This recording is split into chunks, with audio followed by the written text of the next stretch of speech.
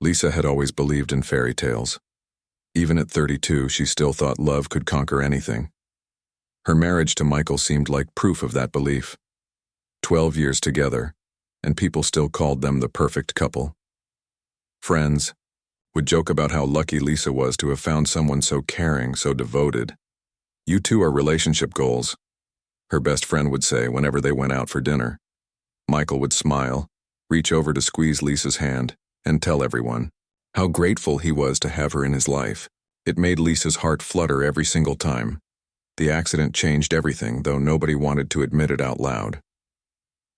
3 years ago, Lisa was driving home from her sister's birthday party. It was raining, and the roads were slippery. She remembered seeing the headlights coming toward her, then nothing. When she woke up in the hospital 2 weeks later, Michael was sitting beside her bed, holding her hand and crying. "I thought I lost you," he whispered, his voice breaking. "I can't live without you." The doctors explained that her spinal cord was damaged. She would need a wheelchair. Her legs might never work the same way again. Lisa remembered staring at the ceiling, trying to process what this meant for her life, for their life together. Michael was incredible during those first months. He converted their bedroom so she could get around easily. He hired the best physical therapist in the city. He told everyone who would listen how proud he was of her strength, how she inspired him every day. Lisa threw herself into recovery with everything she had. She wanted to prove that she was still the same person, still the woman Michael had fallen in love with. She learned to cook from her wheelchair, figured out how to do laundry, and even started gardening in raised beds Michael built for her. Their house became a showcase of adaptation and love. Visitors would marvel at how well they had adjusted, how their marriage had actually grown stronger through adversity. Lisa felt proud of what they had built together, proud of how they had refused to let her disability define their relationship. But slowly, almost imperceptibly, things began to shift. It started with small things. Michael would come home later from work, claiming big projects and important deadlines. He would sit at dinner scrolling through his phone instead of talking about their day. When Lisa suggested they watch a movie together, he would say he was too tired, too stressed from carrying the load for both of them. "I'm not complaining," he would add quickly, seeing the hurt in her eyes. "You know I love taking care of you. It's just a lot sometimes." Lisa tried to be understanding. Michael worked as an architect at a prestigious firm, and she knew the pressure was intense. She also knew that taking care of her did require extra effort, extra planning. She felt guilty for needing help with things that used to be simple. So, she worked harder. She pushed herself in physical therapy until her muscles screamed. She took over more household responsibilities, determined to prove she wasn't a burden. She started a blog about living with disability, which gained a surprising following. Money started coming in from sponsorships and speaking engagements.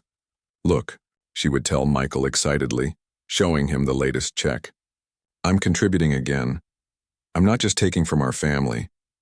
Michael would smile and nod, but Lisa noticed the smile didn't reach his eyes the way it used to. The phone calls started around this time. Late at night, Michael would step onto the balcony to take calls from work. His voice would get soft, almost intimate in a way that made Lisa's stomach twist with uneasiness. "Who was that?" she would ask when he came back inside. "Just Tom from the office." You know how he gets when projects run behind schedule, but Lisa had met Tom. Tom had a thick Boston accent and a booming laugh. The person on the phone had a woman's voice, soft and melodic. Lisa told herself she was being paranoid. Disability had a way of making you feel insecure about everything, including your marriage. She had read about it in support groups online. Lots of people went through rough patches after major life changes. She decided to focus on the positive. Michael still brought her flowers every Friday. He still kissed her forehead when he left for work. He still bragged about her blog to their friends. These were the actions of a loving husband, not someone who was pulling away. The physical therapy sessions became a bright spot in Lisa's week. Elena was different from other therapists she had worked with. She was warm, encouraging, and had a way of making Lisa feel capable instead of broken.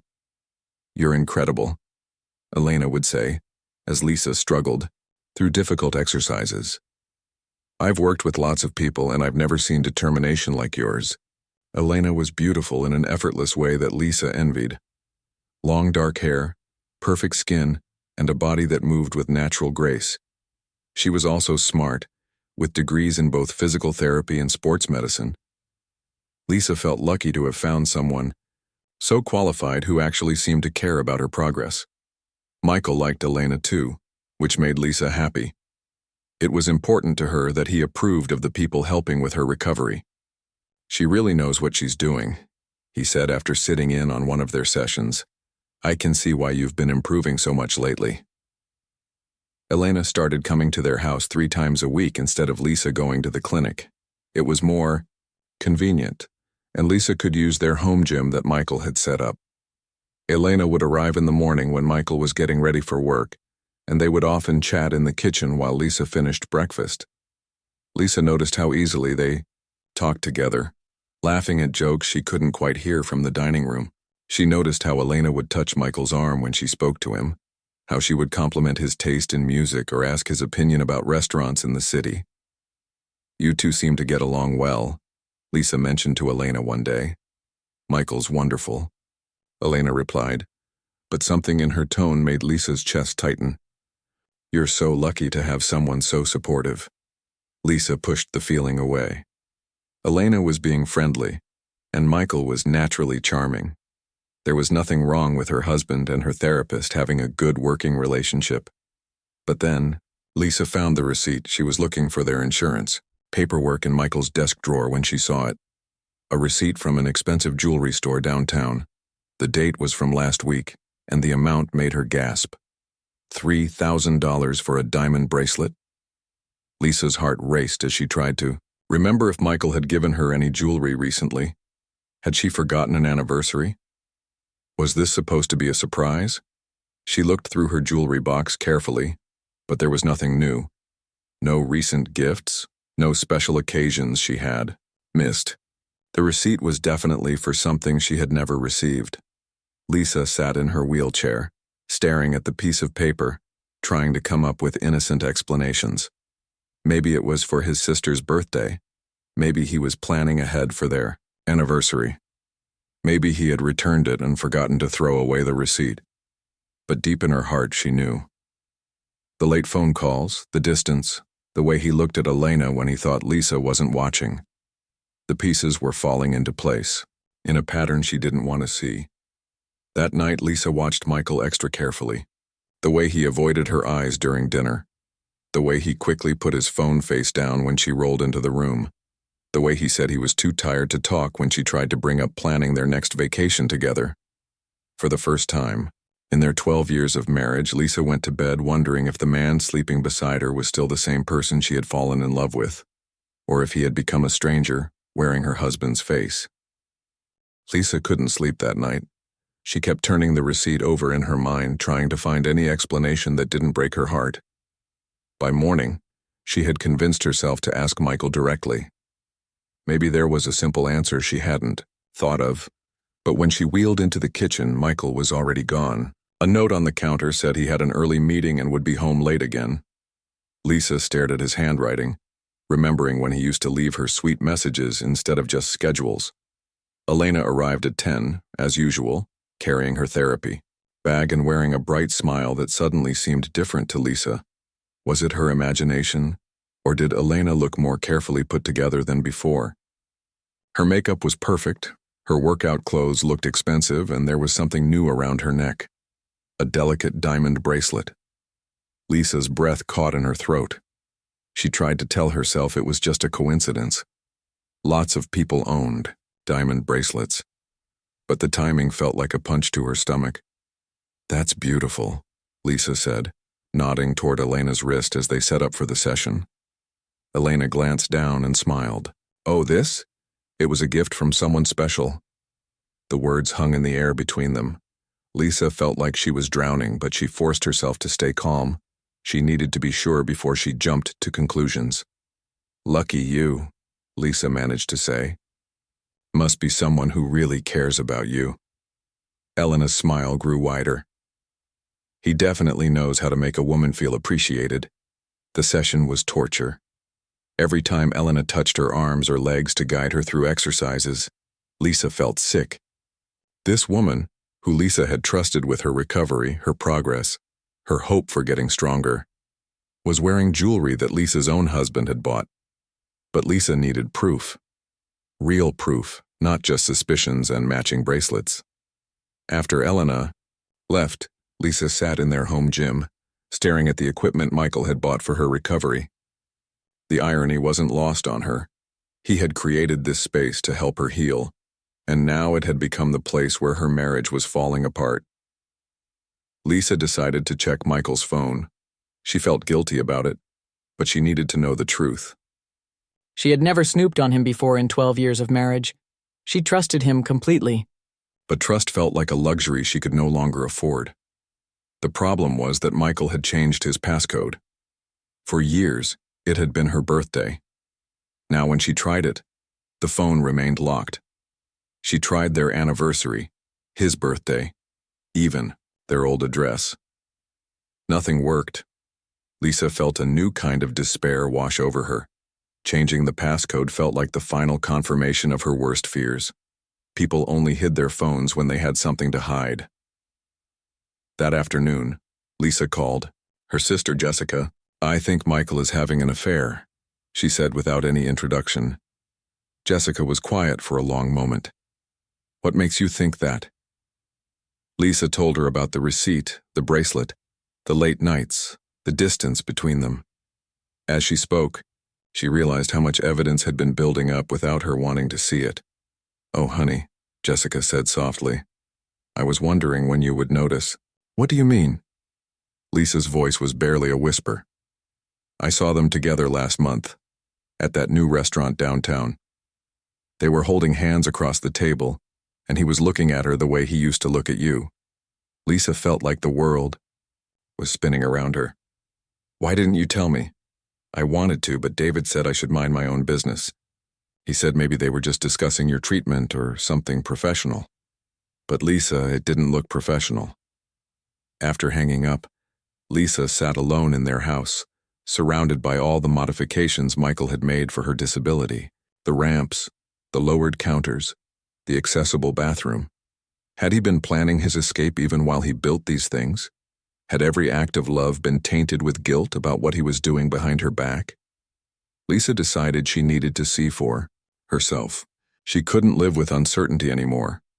The next day, instead of waiting in the living room during her therapy session, Lisa quietly wheeled toward the gym 20 minutes early.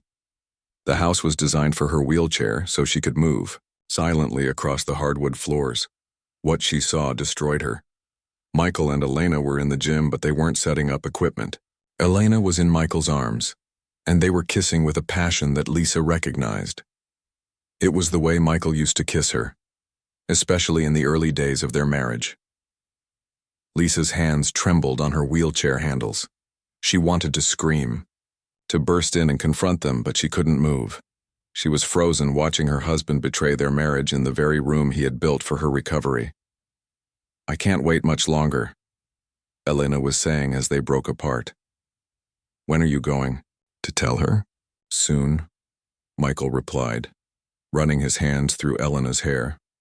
"I just need to figure out the right way. She's been through so much already." "You can't stay married to her out of pity, Michael. That's not fair to any of us." Lisa's heart shattered at those words. Pity. That's what her marriage had become.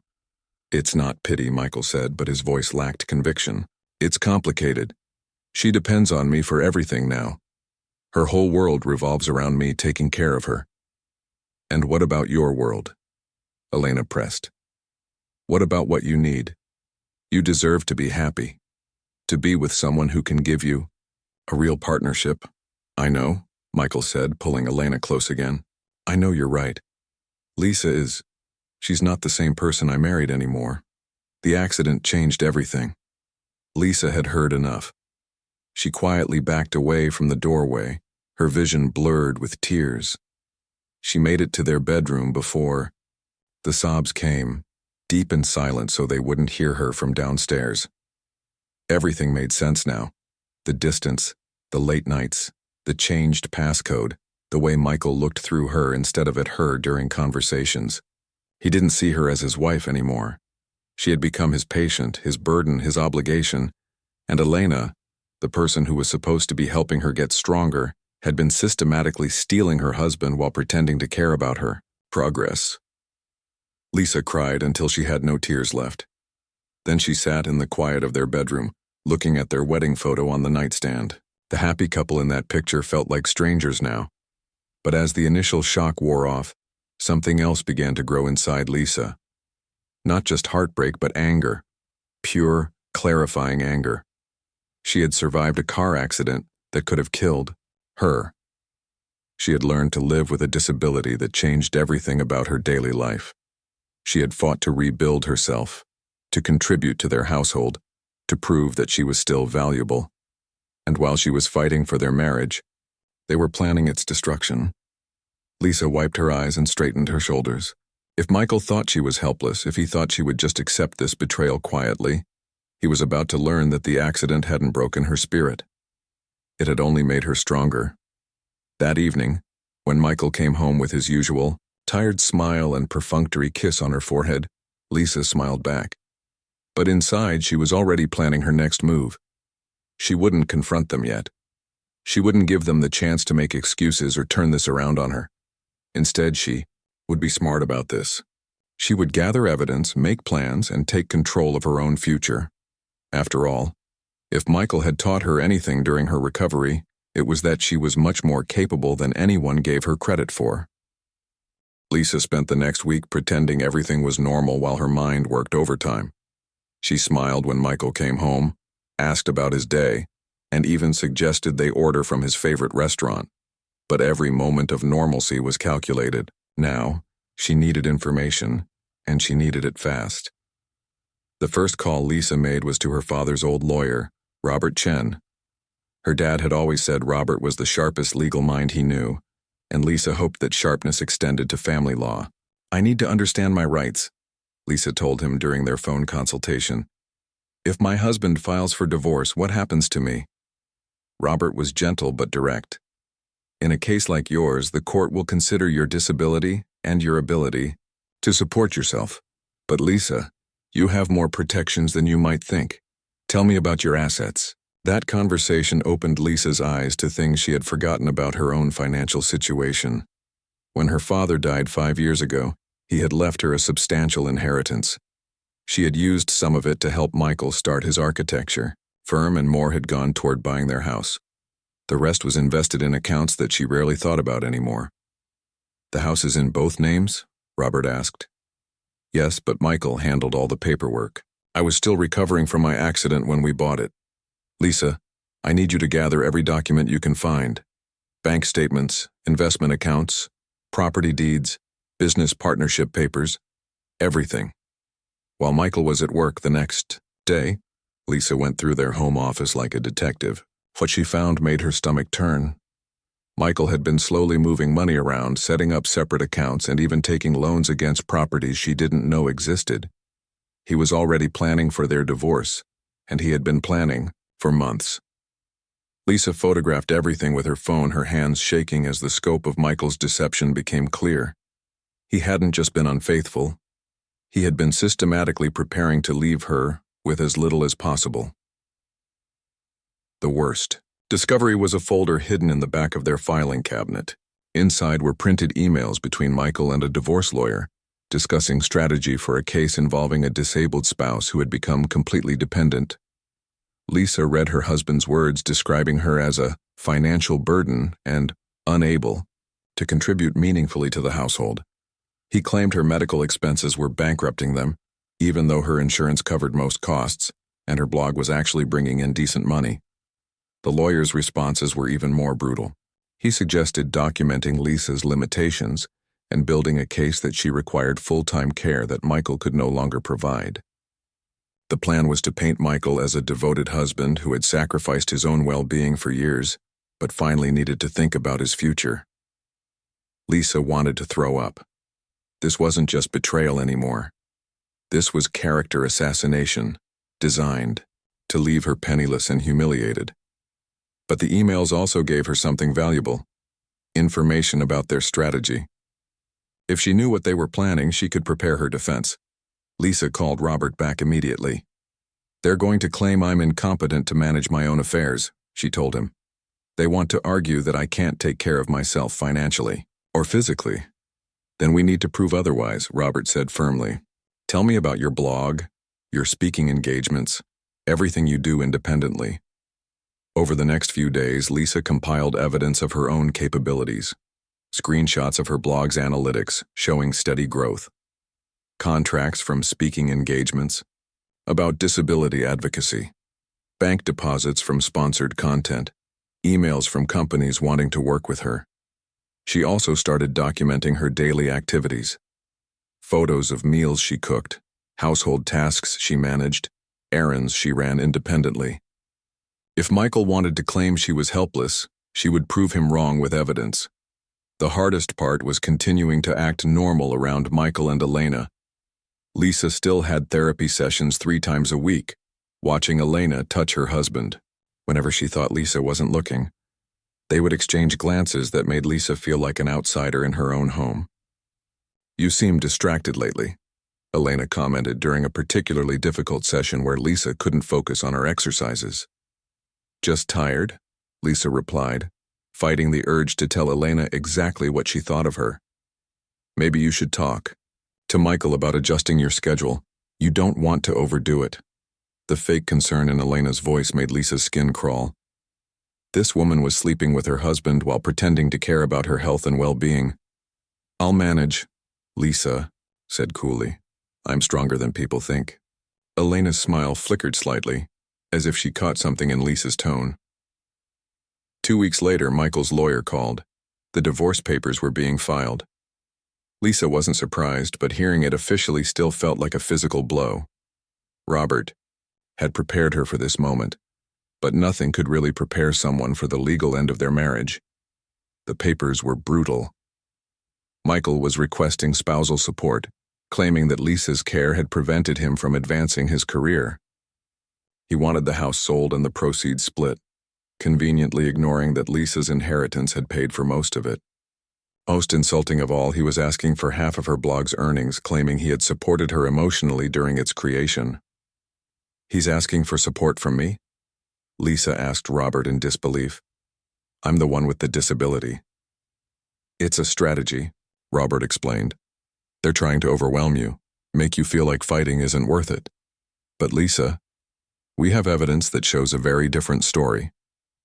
Robert had been busy too. He had traced the money Michael had been moving around and discovered that some of it belonged to Lisa's inheritance. Michael had been using her own money to fund his affair, paying for expensive dinners and gifts for Elena. "This is fraud," Robert said simply. "He's stolen from you to finance his relationship with another woman." The first court hearing was surreal. Lisa sat in her wheelchair at a table across from Michael, who avoided looking at her. His lawyer painted a picture of a devoted husband who had sacrificed everything for his disabled wife, but finally needed to prioritize his own mental health. "My client has been the sole provider and caregiver for 3 years," Michael's lawyer argued. "He has put his own life on hold to care for someone who requires constant assistance."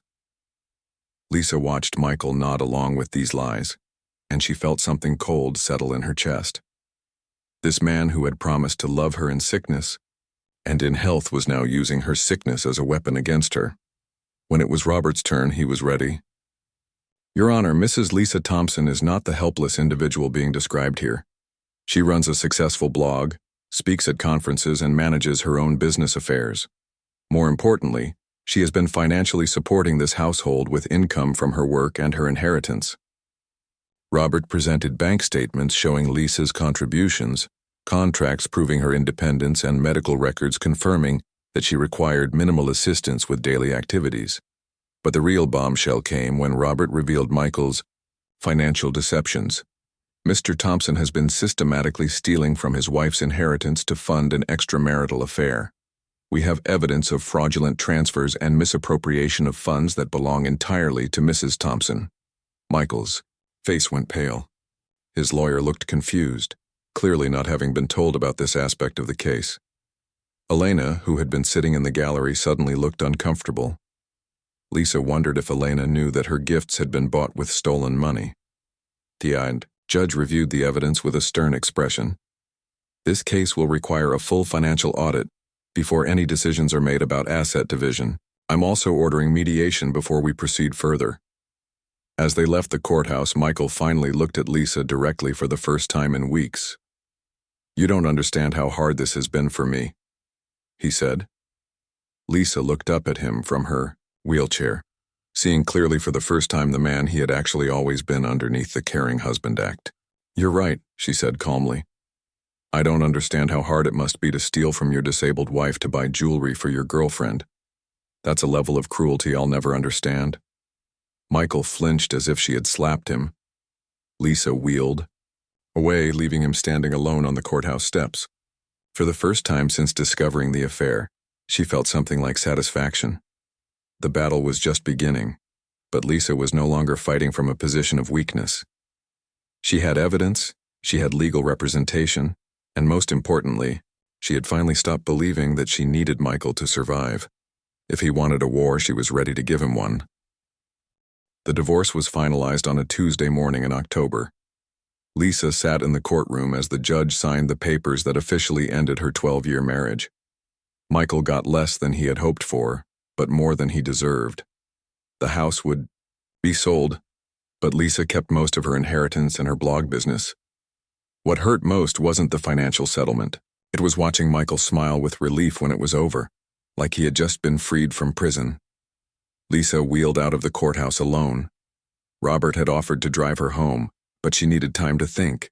12 years of her life, reduced to legal documents and asset divisions. She felt empty, but also strangely free.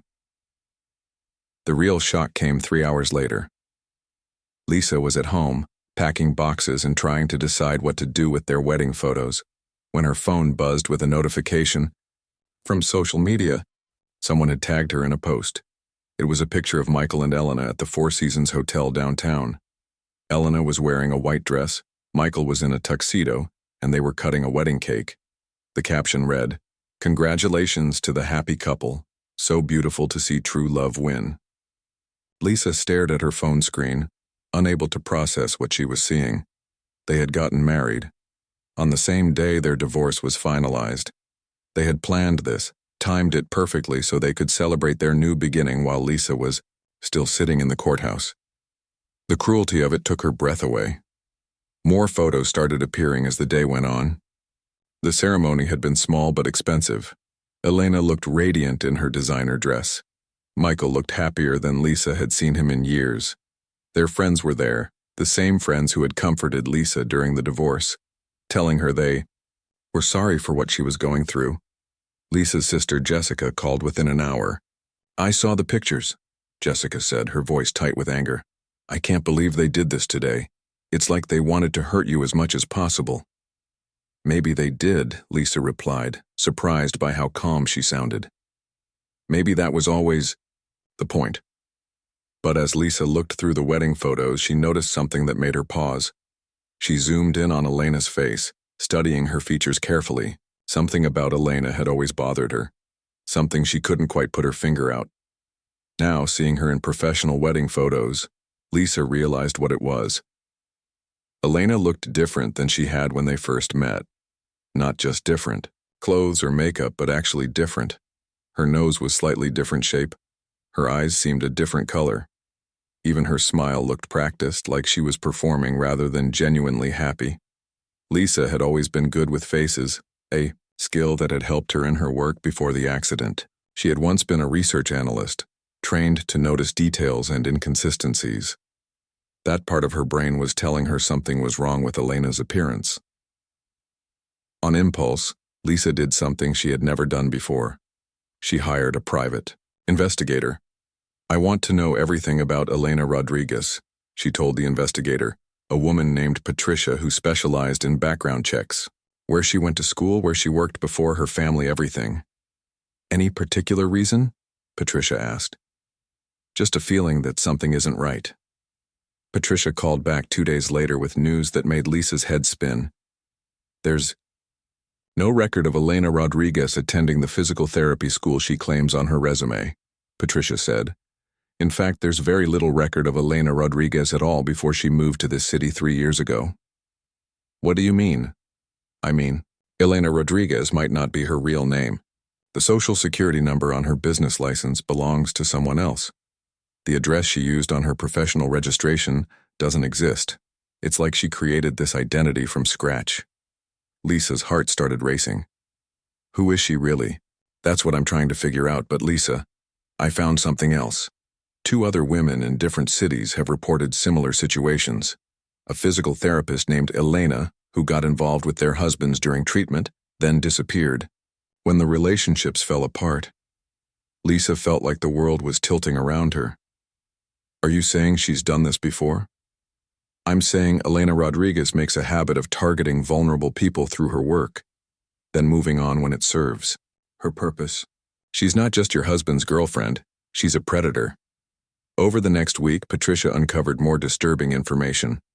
The real Elena Rodriguez had died in a car accident 5 years ago in another state. Someone had stolen her identity and credentials, using them to build a fake life and career. The woman Lisa knew as Elena was actually named Carmen Vasquez. She had a criminal record in 3 states for fraud, identity theft, and elder abuse. She specialized in targeting people, going through difficult times, gaining their trust, then stealing from them or their families. She's been married twice before, Patricia explained during their meeting. Both times to men she met through her work. Both marriages ended with the men losing significant amounts of money before she disappeared. Lisa stared at the police reports, and court documents spread across Patricia's desk. Carmen had stolen from an elderly man whose hip replacement she was supposed to be helping with. She had convinced a divorced father to put her name on his house deed, then sold it while he was out of town visiting his kids. The pattern is always the same, Patricia continued.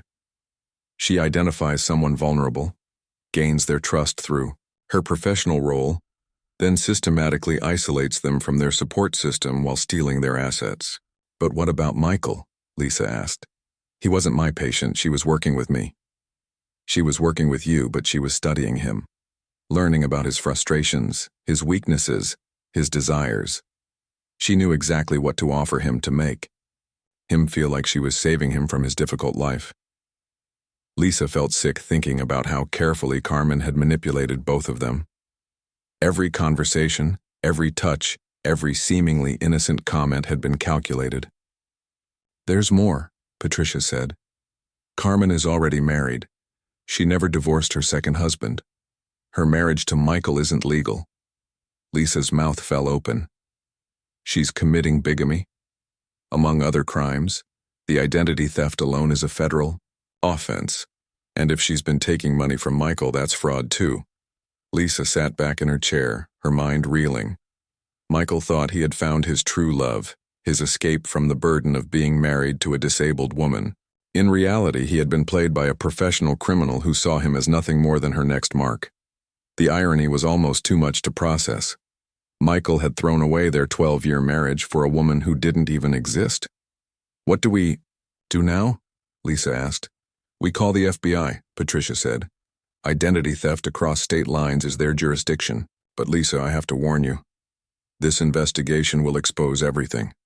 Michael will find out he's been conned, but it will also become public record. Lisa thought about Michael cutting his wedding cake, smiling like he had won the lottery. She thought about Elena, or Carmen, or whoever she really was, playing the role of the blushing bride while planning her next con. She thought about all the other vulnerable people Carmen would target if she wasn't stopped. Make the call, Lisa said. That evening, Lisa sat in her empty house, surrounded by boxes and memories of a life that had turned out to be built on lies. But for the first time since discovering the affair, she felt something like peace. Michael had been so sure that leaving her would solve all his problems. He had convinced himself that she was the source of his unhappiness, that Elena represented everything his life could be, if he wasn't tied down by a disabled wife. Soon, he would learn that his problems were just beginning, And Lisa would be watching, not with cruelty, but with the satisfaction that comes from seeing justice finally catch up with the people who deserve it most. The wedding photos were still circulating on social media, friends and family commenting on how beautiful the couple looked, how happy they seemed. Lisa smiled as she scrolled through the comments. If they only knew what was coming. The FBI moved faster than Lisa had expected. Within a week of Patricia's call, federal agents were reviewing all the evidence against Carmen Vasquez. The investigation expanded quickly when they discovered she had been running similar cons in 4 different states over the past 6 years. Agent Thompson, the lead investigator, called Lisa to update her on their progress. "We've connected your case to at least 7 other victims," he told her. "Carmen has stolen over $500,000 using various fake identities. She's been very careful, but your evidence gave us the break we needed." Lisa felt a strange mix of satisfaction and sadness. Satisfaction that Carmen would finally face consequences for her crimes, but sadness for all the people she had hurt along the way. "When will you arrest her?" Lisa asked. "Soon. We're coordinating with local police to make sure we get everything we need for a solid case." Michael and Carmen had returned from their honeymoon in Hawaii 3 days earlier.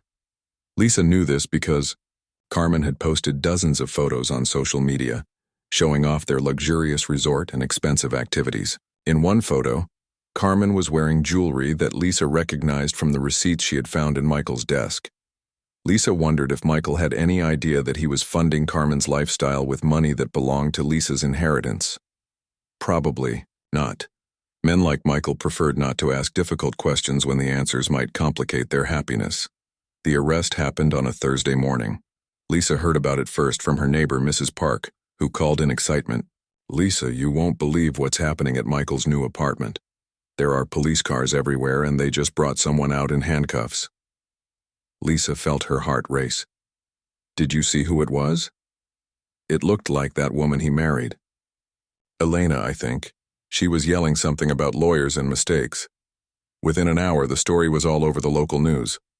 Local physical therapist arrested in multi-state fraud investigation. The news report showed Carmen being led to a police car, her perfect makeup smeared from crying, her hands cuffed behind her back. Lisa watched the footage with a mixture of emotions she couldn't quite name. This woman had destroyed her marriage, stolen her money, and violated her trust in the most personal way possible. But seeing her reduced to a common criminal on the evening news felt somehow anticlimactic. The real satisfaction came an hour later, when Michael called. Lisa stared at his name on her phone screen for a long moment before answering. "Lisa?" Michael's voice was shaky, desperate. "I need to talk to you." "About what?" Lisa kept her voice neutral. "About Elena. About everything. The police. They're saying things that can't be true. They're saying she's not who she claimed to be." Lisa almost laughed. "And you're just figuring this out now?" "You knew?" Michael's voice cracked. "You knew she was lying?" "I knew she was a criminal, yes.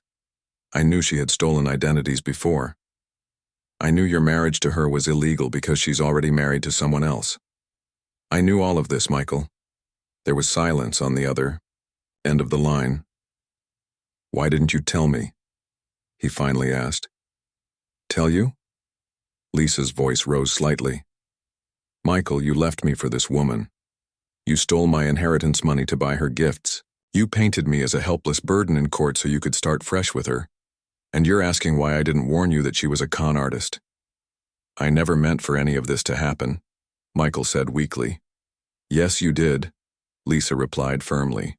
"You meant for all of it to happen. You just thought you were smarter than you actually are." The news got worse for Michael over the following days. The FBI seized his bank accounts as part of their investigation into Carmen's crimes. His architecture firm's reputation was damaged when clients learned that one of the partners had been involved with a federal criminal. Several major projects were canceled. Most devastating of all, Michael learned that Carmen had been slowly draining his accounts during their brief marriage. The woman he thought loved him had been systematically stealing from him while planning her next escape. Lisa heard these details from Jessica, who was getting updates from mutual friends. Lisa tried to feel sorry for Michael, but mostly she felt Nothing at all. He had made his choices, and now he was living with the consequences. The real transformation in Lisa's life had nothing to do with Michael's downfall. 3 months after Carmen's arrest, Lisa was featured on the cover of a national magazine for people with disabilities. The article talked about her blog, her advocacy work, and her plans to start a non-profit organization to help other people navigate life after sudden disability. The media attention brought speaking opportunities, consulting contracts, and partnerships with major companies who wanted to improve their accessibility. Lisa's income tripled within 6 months. She bought a beautiful, accessible home in a quiet neighborhood, designed exactly the way she wanted it. No compromises, no modifications to accommodate someone else's preferences. Just a space that was entirely hers. The nonprofit launched a year later. Lisa called it Second Chances, and its mission was to provide practical and emotional support to people whose lives had been changed by disability. The organization offered everything from financial planning to career counseling to legal advocacy. Lisa hired a small staff of people who understood the challenges firsthand. They worked with insurance companies, employers, and families to ensure that people with disabilities had the resources they needed to rebuild their lives on their own terms. The work was fulfilling in a way that surprised Lisa. She had found her purpose in helping others navigate the same challenges she had faced, but without the additional burden of a spouse who saw their disability as a personal inconvenience. Michael tried to reconnect with her several times during that first year. He sent emails apologizing for everything, asking if they could meet for coffee to talk. He claimed he had learned from his mistakes and wanted to make amends. Lisa deleted the emails without responding. She had learned that forgiveness was something she could choose to give or withhold, and she chose to withhold it from someone who had only apologized after facing consequences for his actions. Carmen was sentenced to 8 years in federal prison. The judge was particularly harsh because of the number of victims and the calculated nature of her crimes. She would have to serve at least 5 years before being eligible for parole. Michael lost his architecture firm and had to declare bankruptcy. He moved back in with his parents and took a job at a small firm for a fraction of his previous salary. Lisa heard he was in therapy, trying to understand how he had been so easily manipulated. Lisa felt no satisfaction in his struggles. She had moved beyond caring about Michael's fate one way or another. He had become irrelevant to her happiness. 2 years after the divorce, Lisa was invited to speak at a conference for disability advocates. As she wheeled onto the stage to address an audience of 300 people, she thought about the woman she had been when her marriage was falling apart. That woman had believed she needed Michael to validate her worth, to prove that she was still lovable despite her disability. That woman had been devastated by the idea that she might have to rebuild her life alone. Now Lisa knew better. She had rebuilt her life, and it was better than anything she could have imagined when she was married. She looked out at the audience and began her speech with words that had become her personal motto. Sometimes the worst thing that happens to you turns out to be the best thing that could have happened. Not because the pain wasn't real, but because surviving it shows you exactly how strong you really are. The audience applauded, but Lisa was thinking about something else entirely. She was thinking about the fact that if Michael walked into this room right now and asked her to take him back, she would say no.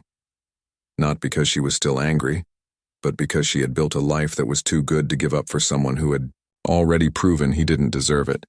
That, Lisa realized, was what real freedom looked like.